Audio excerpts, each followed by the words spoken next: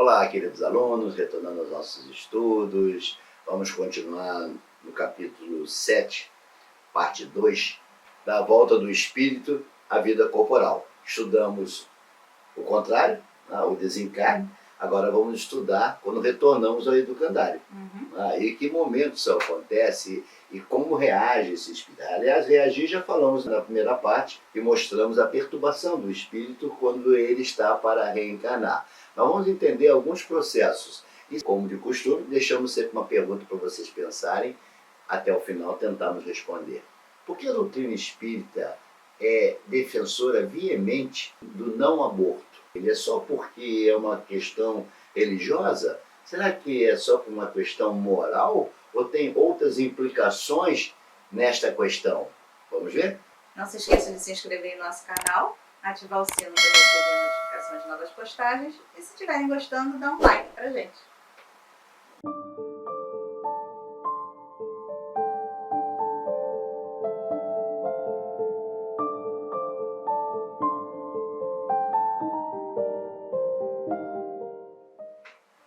Então, dando início aos nossos estudos... Vamos falar sobre a união da alma e do corpo. Isso. Lá na questão 344 em diante, vamos tratar deste assunto. Então, eles nos falam o seguinte: a união da alma ao corpo inicia-se na concepção. Olha essa palavrinha, concepção.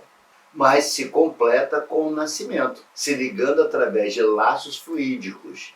É definitiva a união do espírito a um determinado corpo, pois fora assim designado. Então a gente consegue perceber que o espírito na concepção já está destinado para aquele corpo já está eleito para que aquele espírito possa seguir a sua jornada evolutiva. A Gênese traz aqui também, agregando a esse assunto, que quando o espírito tem de encarnar num corpo humano em vias de formação, um laço fluídico, que mais não é do que uma expansão do seu perispírito, o liga ao germe que o atrai por uma força irresistível desde o momento da concepção.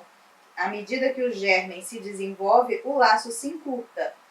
Sob a influência do princípio vital e material do germe, o perispírito, que possui certas propriedades da matéria, se une molécula a molécula ao corpo em formação, donde o poder dizer-se que o espírito, por intermédio do seu perispírito, se enraiza de certa maneira desse germe como uma planta na terra.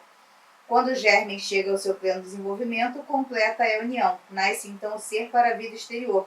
Então, quando ele diz aqui que a união se inicia na concepção e se completa com o nascimento, está dizendo que durante esse período, esse enraizamento do seu perispírito no corpo que está em formação. E a gente observa que é o processo inverso da desencarnação. Lembra que nós estudamos? Ocorre molécula a molécula, esse desligamento. Aqui é o contrário.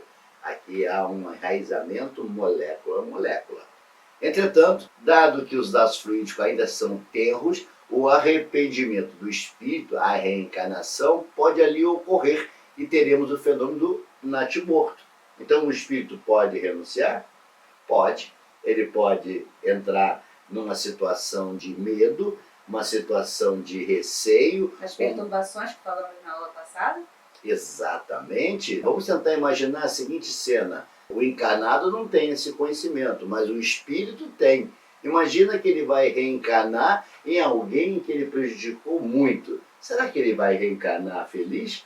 Será que não terá medo dessa reencarnação? O que lhe espera? Será que o espírito que move aquele espírito encarnado ainda não reside ali a vingança, o ódio? Será que ele será bem aceito? Então todas essas dúvidas do será ou como será, isso traz essa perturbação ao espírito. E dependendo de sua resiliência, ele pode renunciar a isso, ele pode simplesmente dizer: eu não vou nascer, eu não quero nascer. E aí nós temos o fenômeno do natimorto, como nos é explicado. Dando continuidade, neste caso, a providência divina, compreendendo a fragilidade do espírito, neste caso é a renúncia da reencarnação, ao se arrepender da missão que aceitara e considerar a escolha de outro corpo. Então, a divina providência entende a fragilidade do espírito, entende ainda o estado de infância desse espírito e não compreender a necessidade da reencarnação, inclusive como forma de resolver suas pendências passadas. Mas a divina providência vai, com certeza, compreender esse vacilo, essa incerteza do espírito, né? Esse temor do espírito em retornar à vida corpórea, né? Principalmente quando ele sabe em que família ele está sendo alocado, ou melhor, em que família ele escolheu, né? Melhor dizendo, para reencarnar. É claro que esses receios são entendidos, são perdoados, até porque o espírito ainda continua nesse estágio, em sua infância, continua ainda em sua precariedade de conhecimento. O véu ainda não foi levantado. Apesar de ele estar na erradicidade, ele não tem o conhecimento pleno. Ele não tem essa magnitude da importância da reencarnação.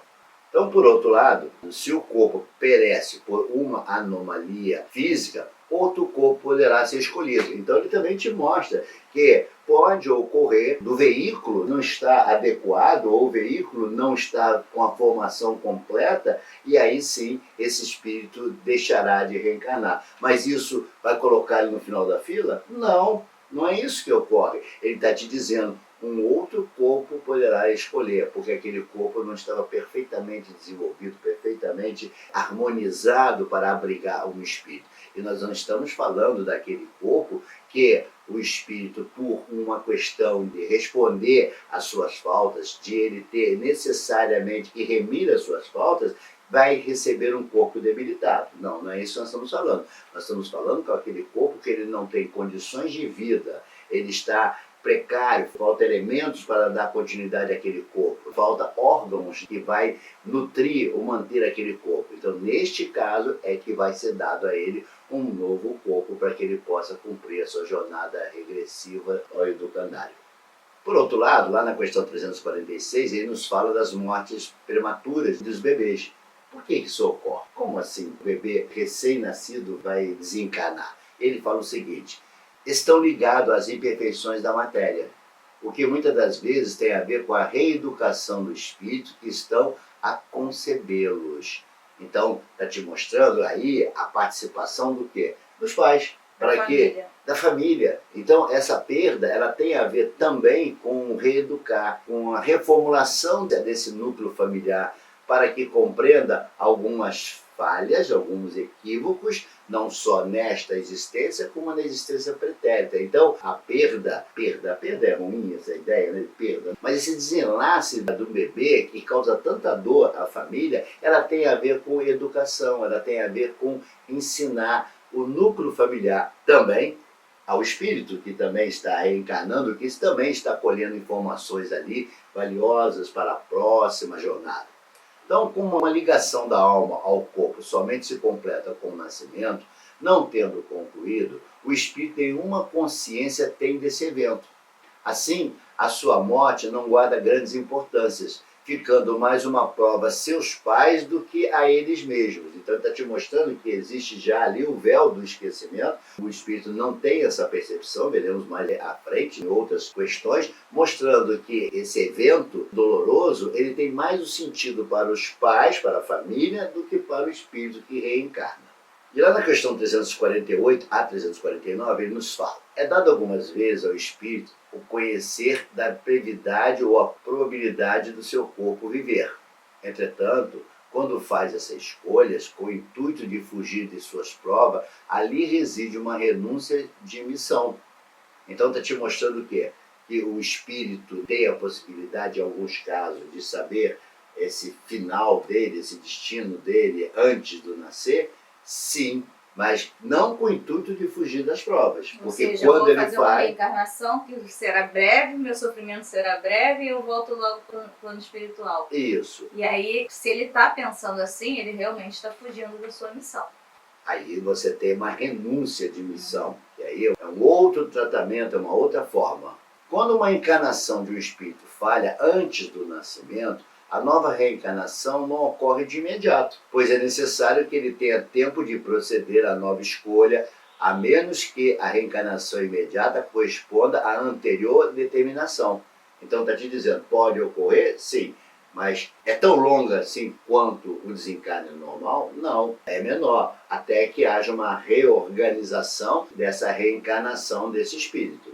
E lá na questão 350 ele vai nos trazer quanto aos pesos, quanto às dificuldades, quanto às missões que recebemos, que alguns dizem, eu não suportarei essa missão. Ele diz o seguinte, o espírito, quando encarnado, não tem recordação de que fora ele que fizera a escolha das provas, a que se submeteria, razão porque não lastima.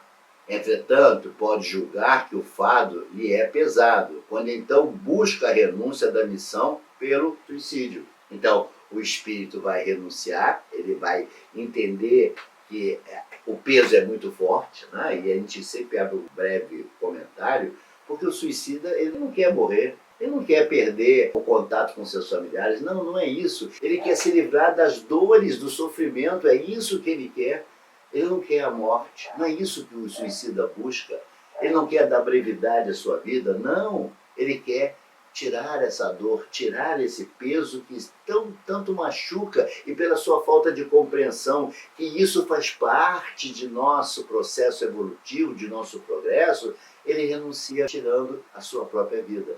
Mas ainda que ele escolheu isso na erradicidade antes de reencarnar. E é claro que quando voltar à erradicidade, sob esse fardo que ele criou para ele, ele vai descobrir que não foi nenhuma imposição colocada para ele, foi uma escolha liberal dele, o desejo dele de cumprir aquela missão desta forma. Mas a sua fragilidade mental o levou a este fim, trágico fim, quando na verdade esse ser precisava, e aí é um alerta para todos nós, de nossa atenção, de nosso abraço, de nosso carinho, de nossa empatia. E esse é o cuidado que nos cabe nos locais de trabalho, em nossa família, nos centros espíritas. Ao invés de ficar transitando pelas alamedas das entidades, que veja a situação do seu irmão, que fique atento, que o seu irmão, muitas das vezes, o suicida está sorrindo, sorrindo externamente, mas carrega um sofrimento enorme no seu interior e que precisaria de um braço, de um ombro amigo para chorar, de um ombro amigo para dividir essa carga pesada que ele está carregando e que ele não saberia lidar. Não é que você vai carregar o peso do teu irmão, mas você vai auxiliá-lo carregando essa pesada cruz, como aconteceu com o mestre, né? Alguns espíritos extremamente benevolentes se colocaram para ajudar o mestre a carregar a sua cruz. Claro que o mestre teve que carregar a cruz, mas eles ajudaram nos momentos mais difíceis, na queda desse ser, na queda com o peso da cruz. Tiveram amigos que levantaram, ajudaram a levantar a cruz para que ele continuasse a sua jornada, porque ali era a sua missão. A mesma coisa acontece com o suicídio. A necessidade de estarmos atentos às suas dificuldades, a necessidade de estarmos atentos quando o seu corpo não aguentar mais o peso e se curvar, que você esteja ao lado dele para ajudar a levantar essa cruz, porque esse é nosso dever, esta é a nossa missão, é estar atento ao nosso irmão, é ter a empatia de ouvir o socorro silencioso do meu irmão, para assim auxiliar. E mais à frente, ele vai nos falar na questão 351. No intervalo entre a concepção e o nascimento, o espírito recorda-se de sua missão. Então, entre a concepção e o nascimento, lembra que nós falamos que não acontece de imediato, esses laços eles vão se enraizando lentamente. Neste momento ele se recorda da missão, as razões das escolhas, como se estivesse em um processo de sono, onde as ideias são confusas. Então ele não tem uma clareza dessas ideias, mas ele tem a percepção que ele escolheu, como será esse caminhar dele, aonde ele vai renascer, tudo isso ele tem esse conhecimento.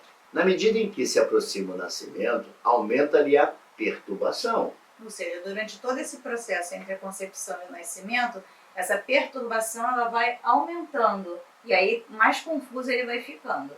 E é por isso, como ele nos fala, que as suas ideias se apagam, assim como as lembranças do passado, pois com uma espécie de véu, tudo lhe é encoberto, só lhe sendo retirado quando ao retorno do mundo espiritual, que já estudamos sobre isso lá no nosso querido amigo Banquinho do Pensamento, né? Isso. E olha o que a Gênese fala também a respeito disso. Um fenômeno particular que a observação igualmente assinala acompanha sempre a encarnação do espírito.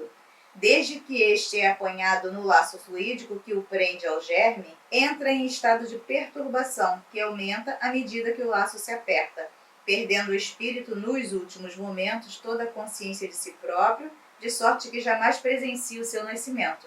Quando a criança respira, começa o espírito a recobrar as faculdades, que se desenvolve à proporção que se formam e consolidam os órgãos que lhe hão de servir às manifestações. E aí nós abrimos um parênteses para comentar. O espírito está pronto. O espírito não tem que se desenvolver. O espírito se desenvolve moralmente. É isso que acontece. Mas o corpo precisa se adaptar. O cérebro precisa se desenvolver. O coração precisa se desenvolver. O pulmão precisa aumentar sua capacidade de respirar. Enfim, toda uma estrutura material precisa ser desenvolvida. Mas o espírito, ele já está pronto. E ele vai se adaptando a esse crescimento desse veículo que está a abrigar o seu espírito. Então muita gente se confunde, o espírito criança. Não, o espírito não é criança. O espírito não tem idade. O corpo dele que tem idade, o corpo dele que tem tempo, o corpo dele que precisa de maturação para se desenvolver. Por isso que vem dizendo aqui que as faculdades que o espírito possui não lhe são recobradas de imediato. É necessário desenvolvimento gradual, na medida em que há amadurecimento dos seus órgãos, pois é preciso que aprenda a servir-se dos instrumentos de que dispõe, sendo as ideias pouco a pouco restabelecidas. Então não adianta reencarnar Einstein, que assim que sai do ventre materno estará fazendo contas das leis da relatividade, que isso não vai acontecer. É tudo um processo de amadurecimento, até porque o mecanismo, o instrumento em que se vale o espírito não tem maturidade, ainda não está pronto para absorver aqueles conhecimentos, ou melhor, para jogar aqueles conhecimentos inatos que ele possui. O seu desenvolvimento ainda é precário e isso precisa de um tempo. Então é um ledo engano julgar que o espírito nasceu, ele era, vamos imaginar, estou dando um nome, né, só exemplificando, que ele seja o espírito de Einstein, e assim que nasce, já sai fazendo contas fantásticas que ele fazia, falando de relatividade, falando de massa, falando de velocidade da luz. Claro que não. Por quê? Porque o seu cérebro não está amadurecido para receber essas informações, como bem é colocado pelo mundo espiritual.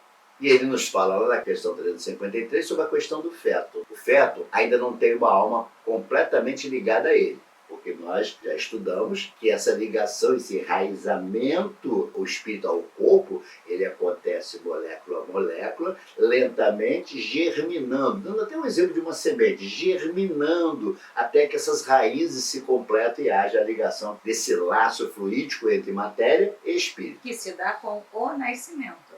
Então ele fala que o feto ainda não tem uma alma completamente ligada a ele, pois encontra-se ligado a ele por frágeis laços fluídicos, como salientamos. Podemos dizer que o espírito ainda encontra-se fora dele. É só exemplificando, é só para que você entenda. Uma concepção nossa para poder entender. Já está ali dentro? Não, está fora. Mas não é local físico. É só para a gente poder ter um parâmetro para poder tentar entender isso. Didaticamente para poder mostrar para você que não é uma região, não é uma localização. Ele não está ainda ligado completamente com a matéria. A vida intrauterina é comparada à vida de uma planta que vegeta. Então a criança tem uma vida vegetal e animal, só adquirindo a vida espiritual com o nascimento. Por que ele fala que só adquire a vida espiritual com o nascimento? Porque ali a plenitude, a ligação completa, vamos dizer assim, um termo assim meio, só para você entender, o espírito se fundindo à matéria. Não é isso que ocorre, mas para você entender, é o espírito completando esse fenômeno da ligação matéria e espírito. Então, neste momento, quando ele nasce, pronto, ali está perfeitamente enraizado essa ligação. E ele continua nos falando sobre a criança, que é algo que nos mexe muito, principalmente desencarne de crianças, como já vimos. Então, há crianças que ainda no seio materno já dão sinais de uma brevidade vital, estando ligadas a questões de prova para os pais e para os espíritos que aprenderão, através da curta duração no plano material, as faltas cometidas. E já comentamos sobre isso, a questão do desencarne prematuro de uma criança. O que isso tem a ver? Tem a ver com lições para os pais, lições para aquele espírito. Aí alguns vão dizer, não, mas eu não pedi isso. Ah, pediu sim. Ah, com certeza pediu. Com certeza existem ligações, fatos em vidas pretéritas que você pediu isso. Porque você escolheu isso em função de tudo aquilo que eu fiz, de todo o meu arrependimento, de todos os meus equívocos. Eu quero aquela missão. E aí sim, nós vamos receber este evento em nosso seio familiar, que é o desenlace de uma criança, que tem o condão de ensinamento, de melhoria, de transformação. Não esqueçam que quando nós reencarnamos, como fala o nosso querido Divaldo, nós voltamos para o nosso educandário. É isso que nós fazemos aqui, retorno ao educandário. Ninguém está aqui de passagem. Se nós retornamos ao educandário, é porque não fomos bons alunos. É sinal que fomos reprovados em algumas matérias e por isso temos que voltar ao educandário para nos aprimorarmos, para fazer as devidas correções. Pode ocorrer ainda que fetos sejam formados, porém sem a destinação de algum espírito para eles, cuja existência está ligada à reeducação de seus genitores, podendo inclusive chegar a termo, mas não viverão. Ou seja, ali não tem nenhum espírito designado para aquele corpo, em formação, porém, aquilo é uma prova ou expiação para os pais, não é para o espírito reencarnante, porque não foi designado nenhum espírito para aquele corpo.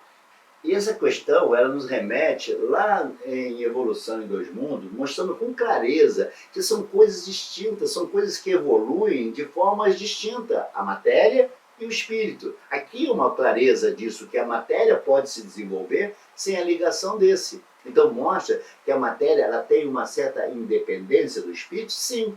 Ela só vai cumprir a função de se intelectualizar quando recebe a ligação efetiva do espírito. Mas pode haver matéria sem espírito? Pode. Existem várias questões aí, inclusive anteriores, que já abordamos, da possibilidade da matéria existir sem o espírito. Mas lembre-se, o contrário já não é verdadeiro.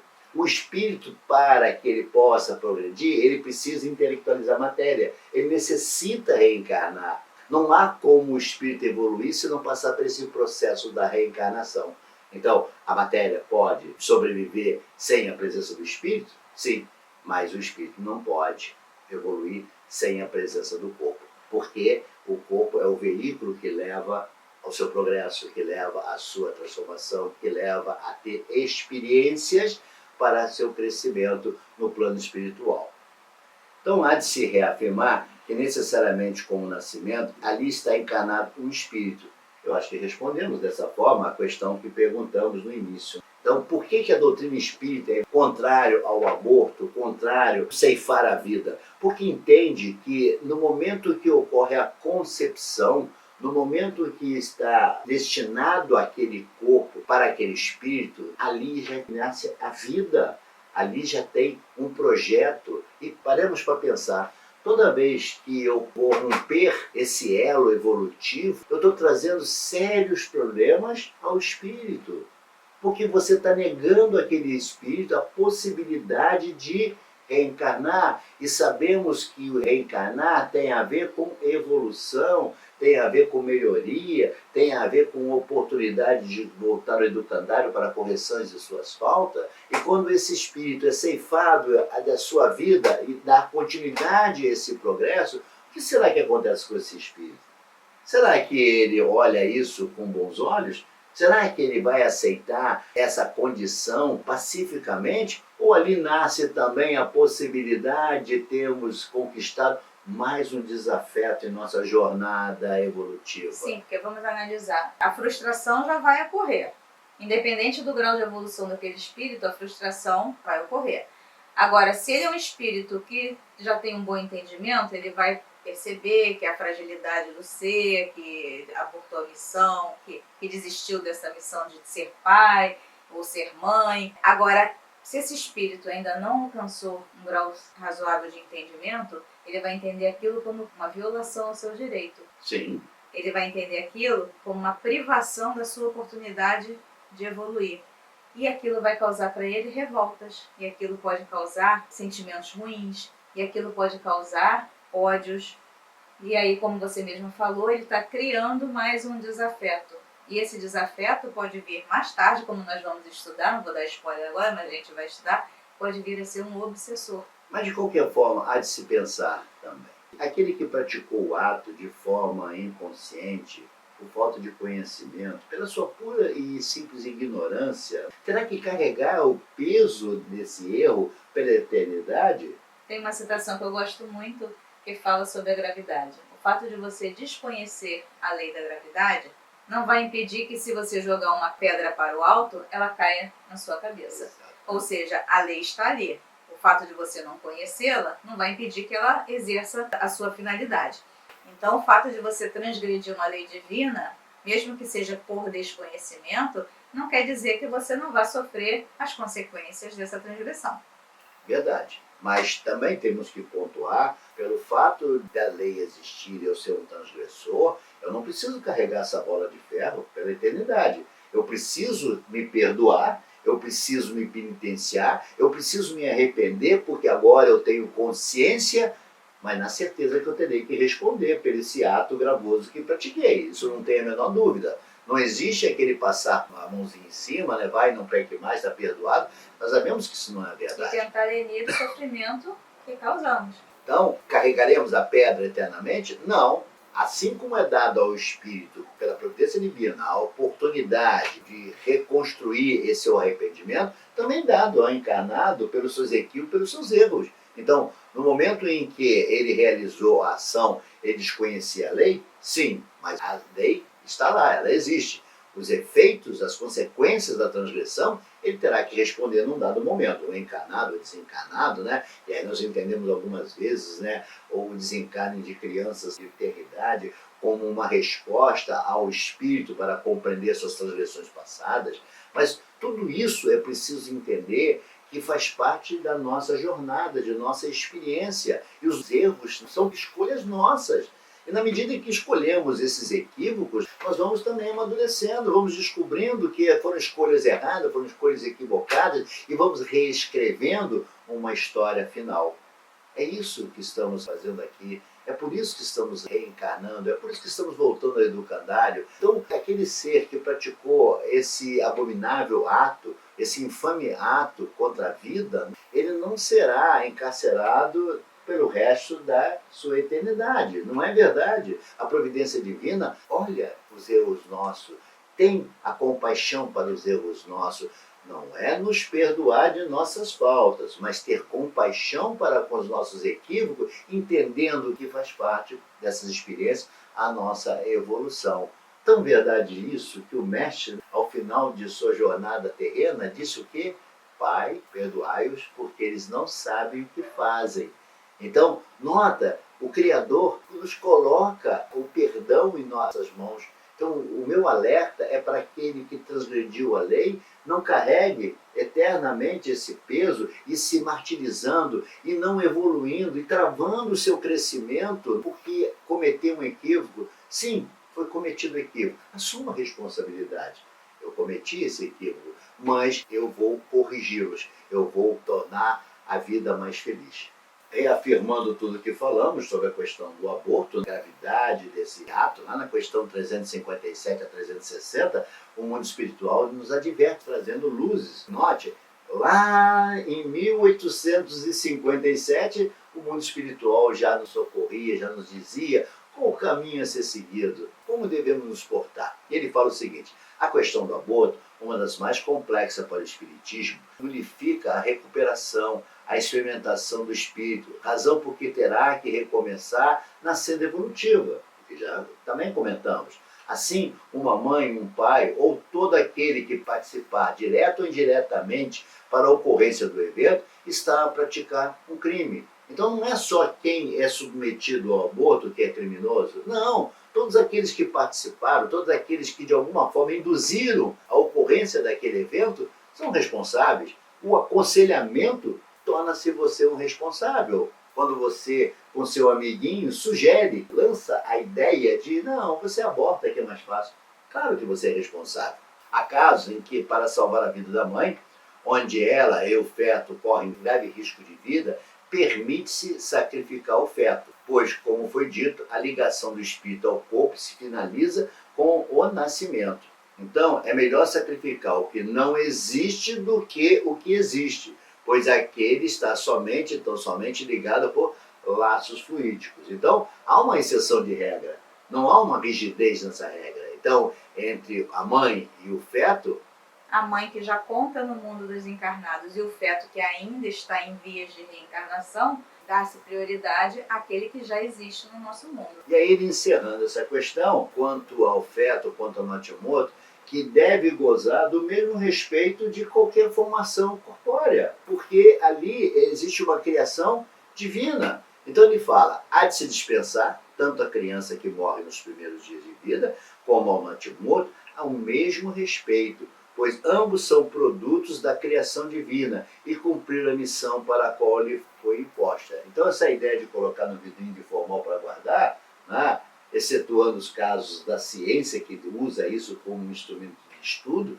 é permitido. Porque na época de Kardec, nós precisamos entender todo o fato de quando ocorreu. Na época de Kardec era muito comum circos apresentarem-se nas cidades, exibindo em formol vários corpos de indivíduos que morreram no nascimento, que eram fetos, né? Então era muito comum isso acontecer. E aí vem a advertência desse respeito ao corpo, de respeito à criação, que Kardec é que nos fala. Graças a Deus, nos dias de hoje não temos mais essa barbárie, mas era um evento que atraía espectadores e era válido para que pudesse ser visto esses embriões guardados em seus vidros para a apreciação da população que lá frequentava.